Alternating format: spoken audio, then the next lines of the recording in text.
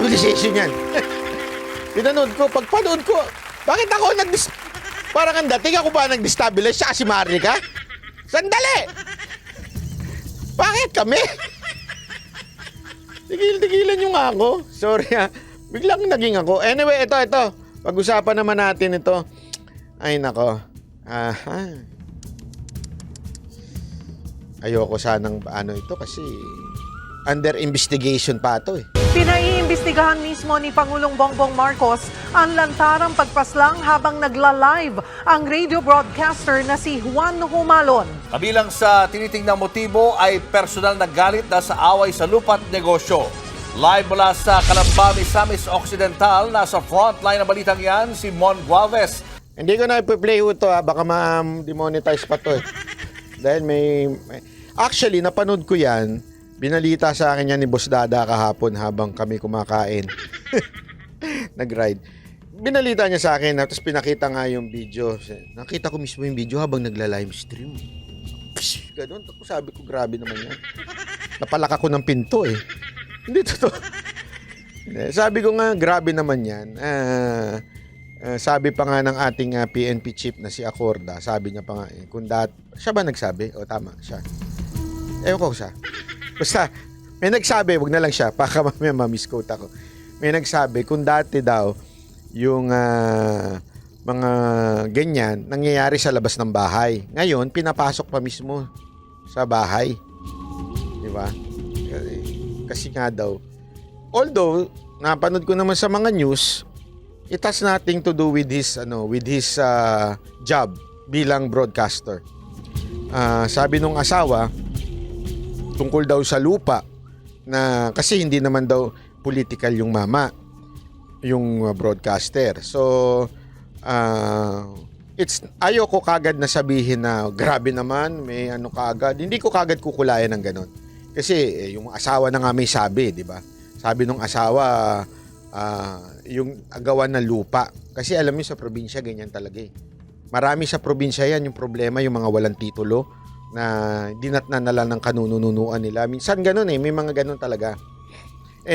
Yun ang sabi ng asawa. So far, parang ganun naman ang anggulo kasi tama nga naman. Bakit nga naman siya magkakaroon ng kaaway kung hindi naman siya political?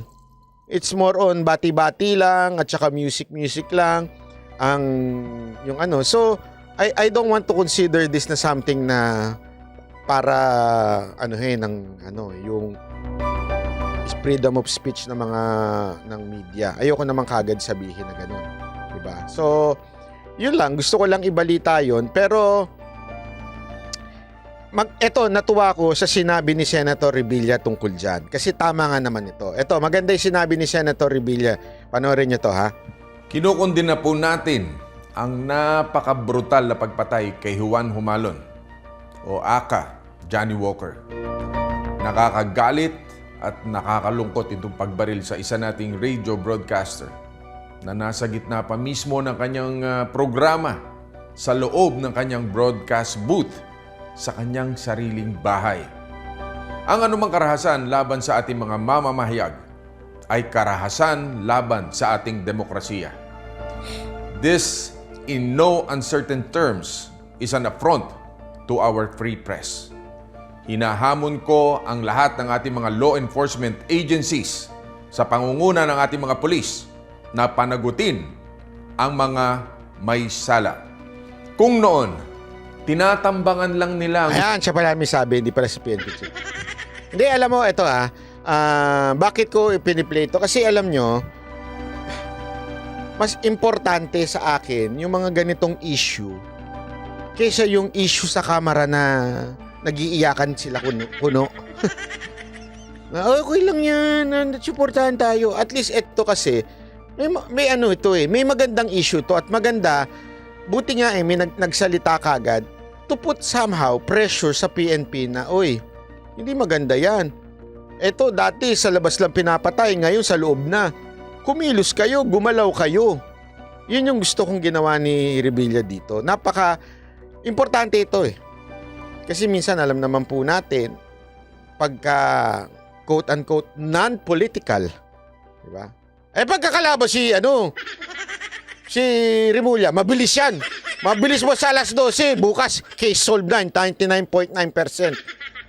Oo, pero pagka yung mga ganito, dapat bigyan din natin ng pansin. 'Di ba? Dapat bigyan natin ng pansin kasi buti nga may pumansin. Kung walang pumansing senador, naku, baka mamaya, since hindi ito political issue, baka wala na mangyari dito sa kaso na to. 'Di ba? Gusto nilang patayin sa labas. Ngayon, sa mismong broadcast booth na pinapatay. Kaya dapat talagang may managot dahil tumatapang na sila at hindi na natatakot sa batas. Kaya mga kapatid, aksyon na. Yan. Ako gusto ko to. At sana masundan ito.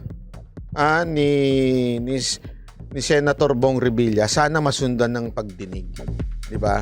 Kasi although it's not a pattern, hindi natin masasabing pattern yung nangyayari, na ako naniniwala naman ako hindi masyado pang pattern, pero dapat talaga maprotektahan ng media. Social media or mainstream media dapat maproteksyonan.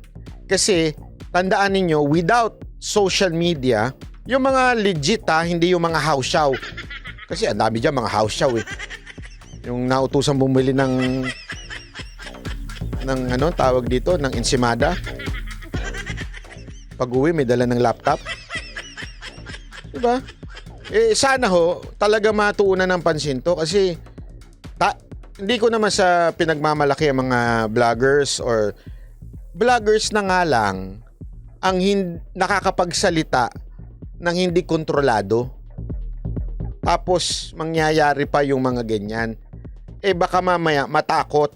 Hindi ko sinasabing may relasyon ito sa political yung pagkamatay ng broadcaster. Wala. Sabi nung asawa, wala. Pero magkakaroon ngayon niya ng fear, 'di ba? Naku, mas mabuti pa siguro wag na lang mag-political. Baka mamaya hindi, kahit po ako minsan pagka siyempre ayaw kong makapag-isipin mo nagla-livestream. May mga nagtanong sa akin "Bahay, kilala mo ba 'yun? Nagla-livestream 'yun Mag-ingat ka." Parang ako 'yun. Unang-una, hindi po, nakatira po ako sa isang sa Alcatraz po ako nakatira. Wala akong makapasok dito. Kailangan lumangoy sa dagat. Pangalawa, mamimit niya yung alaga ko. Yung alaga ko malupit. Mahaba at matigas. Nandito lang yun. Hindi totoo yun Pag na-meet niya yun. Hindi ko lang pwede ipakita dito. De-demonetize ako Kaya nga, saludo ako dito kay Senator Bong Revilla. Sana po, kasi ang nangyayari, yung pasensya na po kayo. Hindi ko si Junjun, pambihira.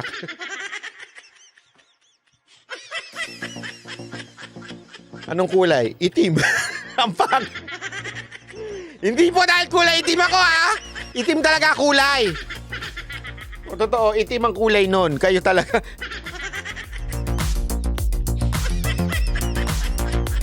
Hindi, alam nyo, ito.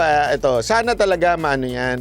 Kasi minsan, pasensya na po kayo yung mga nasa gobyerno. Alam nyo ba na merong sa gobyerno na ahensya ng gobyerno na supposedly nagbibigay security sa mga media? Minsan, naalala ko dati, ayoko na lang magsalita, pero yung head niyan, kilala ni Sahad Andal. Walang kwenta. Hiningan namin ng security. Walang kwenta. Pagka hindi nila kakampi at hindi nila kasama, hindi ka nila bibigyan. Diba? Kaya sana, ako private na lang. Private army na lang. De, joke lang. Wala akong private army. Private girls. Mocha girls. Yun po, meron ako. Sila ako nakapaligid sa akin. Hindi, mas magandang weapon yun Totoo, mas magandang weapon yun pagka merong pagka dating sila, magti-TikTok lang sila. Mocha girls, ganun. Wala na. Na-distract na yung manggugulo sa akin. Maraming salamat, Senator Bong Revilla. Sana sundan nyo ng Senate hearing kung maaari. At talagang i-push ninyo sa ating PNP at NBI. NBI, baka naman pwedeng gumalaw-galaw din kayo. Hindi lang yung utos ni Remulla ang sundin nyo. Baka pwedeng gumalaw din kayo sa ibang bagay. Kasi ang balita ko, kung ano lang yung utos ni yun lang ang nasunod.